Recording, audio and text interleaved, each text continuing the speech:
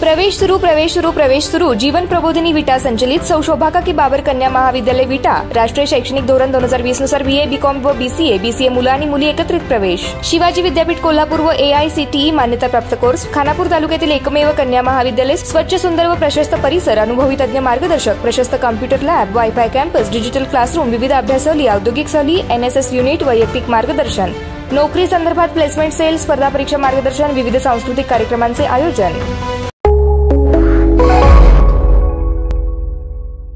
नमस्कार, मी अरुण आणि आपण पाहत आहात 7 स्टार न्यूज।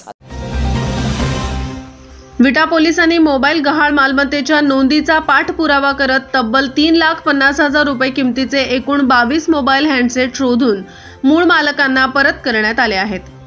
विटा शहर हे सांगली जिल्ह्यातील व्यापाराच्या दृष्टीने महत्त्वाचे केंद्र आहे।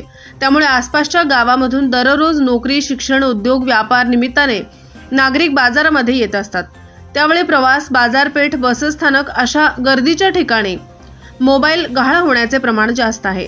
विटा पोलीस ठाण्याचे पोलीस निरीक्षक शरद मेमाणे व त्यांचे गुन्हे प्रकटीकरण पथकाने अशा गहाळ झालेल्या मोबाईलबाबत तांत्रिक माहिती प्राप्त करून महाराष्ट्र राज्यातील विविध जिल्ह्यातून एकूण 22 मोबाईल हँडसेट तब्बल 3,50,000 रुपये किमतीचे शोध घेऊन त्यांचे मूळ मालकांना परत देण्यात आले आहेत।